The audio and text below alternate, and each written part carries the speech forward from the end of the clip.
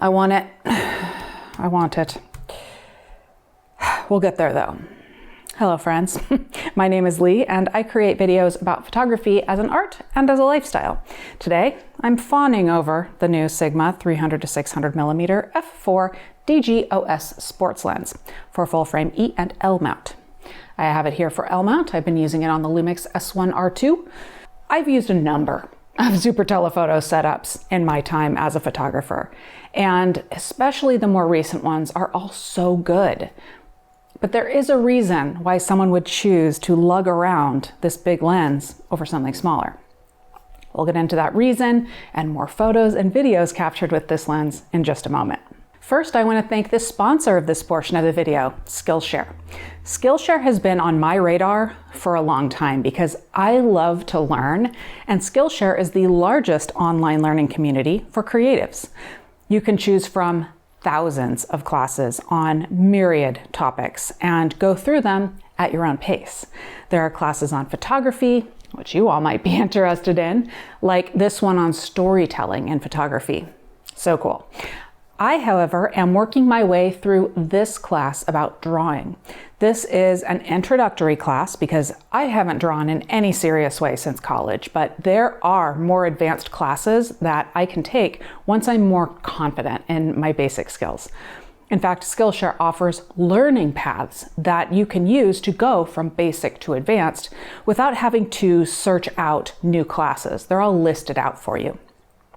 Like I said, there are so many different types of classes: entrepreneurship, creativity, furniture making. For me, trying new things like drawing helps boost my creativity, and it just keeps me in that artistic state of mind, which absolutely benefits my photography.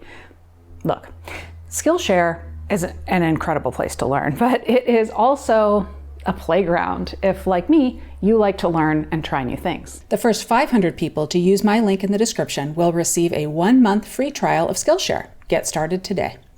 Like I said, this lens is quite large and it weighs over 8.5 pounds. It came to me in its own backpack. The lens takes some forethought if you're going to use it. How will you carry it? Do you need a tripod or a monopod? How will you carry that? The reason that I would carry this around is the wide aperture and the incredible clarity. You'll see throughout this video with the photos I share and zoom into that the lens stands up to a high megapixel sensor like is in the Lumix S1R2 that I used. The clarity reminds me of a prime lens, but let's talk about the aperture. This is a constant aperture lens, which means that you can use f4 at any focal length, and f4 at 600 millimeters is magical. First, you have more flexibility with shutter speed and ISO sensitivity because you have a wider aperture than most zoom lenses at 600 millimeters. And second, f4 at 600 millimeters provides a relatively shallow depth of field, which means that you can isolate your subject while the background gets very blurry. I'll share more photos, but let's look at the lens itself. Again, yes, it's big. It dwarfs the little S1R2 that I have on it, or really any other camera body you would attach. I shot handheld sometimes, but I also used the monopod. I used a YC Onion Pinetta carbon fiber monopod. I have a video about that, which I will link to in the description because I do really like it. It was plenty sturdy to use with this heavy setup. The tripod foot on the lens does have an ARCA compatible notch in it.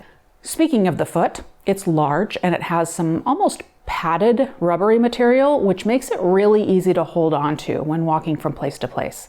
This may seem like a small feature, but it made a huge difference in usability for me. There's a drop-in filter holder, switches, programmable buttons, and this function ring that you can also program. All of these things are to make the lens easier to use. Plus, everything is internal, so the lens doesn't extend to zoom. Something that I've come to expect from Sigma is practicality. They have an eye on usability, whether the lens use case is walking around a big city or capturing faraway wildlife. Okay, let's ogle some photos together. This hummingbird was in my backyard, and this was one of the first sequences I captured with the lens. I think this is a male Anna's hummingbird. Birders, help me out in the comments if that's incorrect. I see these a lot around central Arizona. This was captured at 600 millimeters, but as I zoom into the little guy, we can see so much detail. And my house in the background is completely abstracted in the blur. I visited a nearby riparian preserve a couple of times with this setup. Both visits were magical in terms of conditions. They were both days where there were clouds in the sky to diffuse the sunlight. This egret is a great way to show you how sharp the lens is. This image was captured at 600 millimeters at f4. For most zoom lenses, that is where you would see some degradation of clarity, but not here. I love that we can see every feather in the bird's tail. As I walked around, I found that you really can't go wrong with this lens, especially using it with a highly capable camera like the Lumix S1R2. The animal eye detection works so well that I could center my attention on balancing the big camera setup and composing the photos and videos, while the camera took care of a lot of the technicals. This green heron was patiently hunting in the water near its nest. This is an example of where the shallow depth of field of f4 at 600 millimeters really made the difference. If I had a narrower aperture and hence a less shallow depth of field, more of the branches around the bird would have been in focus, making it more difficult for the viewer's eyes to land where I want them to, the bird's face. That being said, this photo where the heron is facing us is kind of hilarious because its eyes and a little bit of its beak are in focus, where the rest is pretty blurry, making him look alienish. It's an example of where a shallow depth of field doesn't automatically make a great photo. But it certainly helps a lot of the time, like with this black-necked stilt. Not only was it getting dark out by the time I captured these photos, so the wider aperture helped keep the ISO sensitivity lower, but the shallow depth of field absolutely helps direct the viewer's attention. The water ripples would be quite distracting if they weren't blurred. One more series here, a mama duck and her babies. The sun had already gone down at this point, so I was using ISO 6400. It's definitely in the darker conditions like this that I am reminded of why one would carry a large and heavy lens.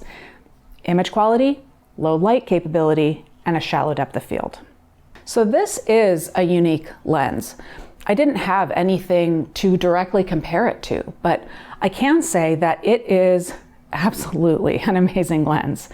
It's big, it's heavy, but I want to use it.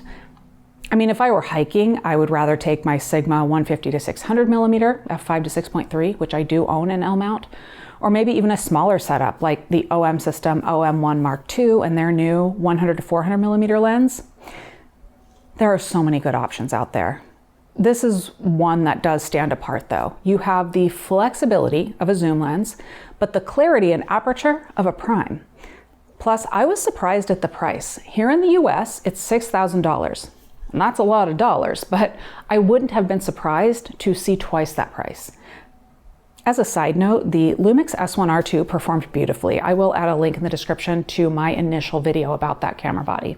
Also, I have a lot more photos and videos that I captured with this lens. I will be posting them on Instagram in the coming weeks, so make sure that you are following me over there. There's a link in the description to find me on Instagram. Now, am I going to purchase this? Not right now. I do have to send this back to Sigma today. I am certain though that I will have it in my hands again, whether that be a purchase or a loan for a special project, I don't know. Speaking of which, thank you to Sigma for allowing me to borrow this lens. And thank you to Skillshare for sponsoring a portion of this video. Let me know if you start taking a class. I'm curious to hear what you chose to learn about. And last, thank you for watching.